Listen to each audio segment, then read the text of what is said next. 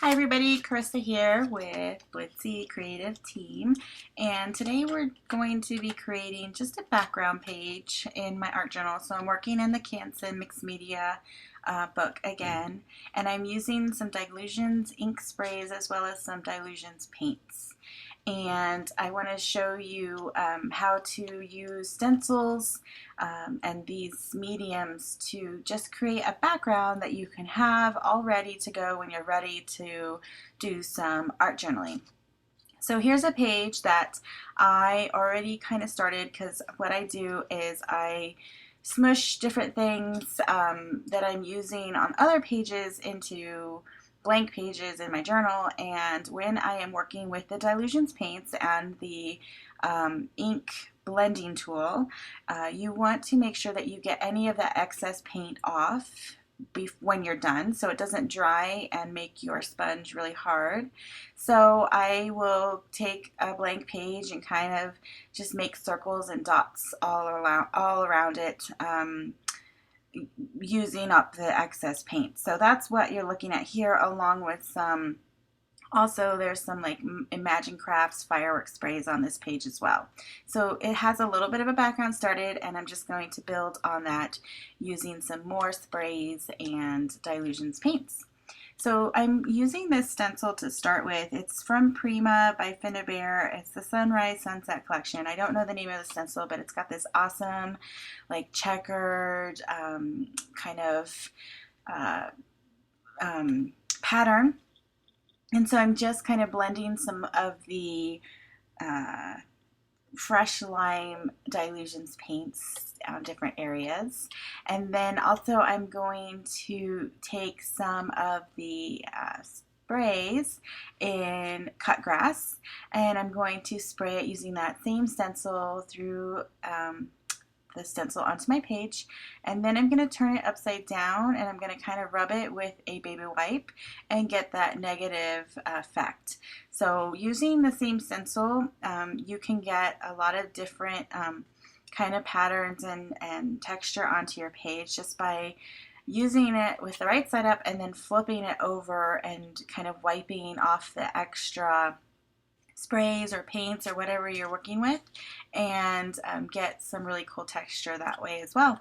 And it works with all sorts of different stencils, and you can get some really cool effects that way. So the next stencil I'm working with is from the Crafters Workshop. It's Dina Wakely, and it's called Halftone Borders. I really liked all of the dots on that last strip there, so I pulled out the squeezed orange Dylusions paints, and I'm just going to add that kind of randomly on my page. Now you can see I kind of started pouncing, but I didn't really like that effect, so I went back to kind of circling and sponging on the paint through the stencil with that blending tool. I really like using that technique best, either doing a full coverage or working through a stencil. So I'm just adding some bits of texture all over the page to bring in that orange.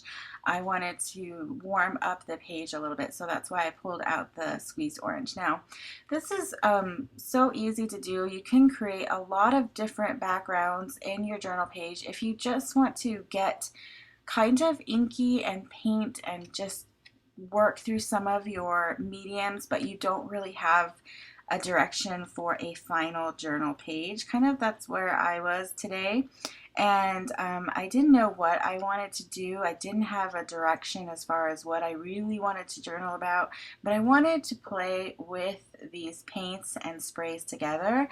So I was able to do that and create a really cool finished background page that when I am inspired to finish it, because I have some stencils coming, some like silhouette stencils that I thought would be pretty cool to use on it.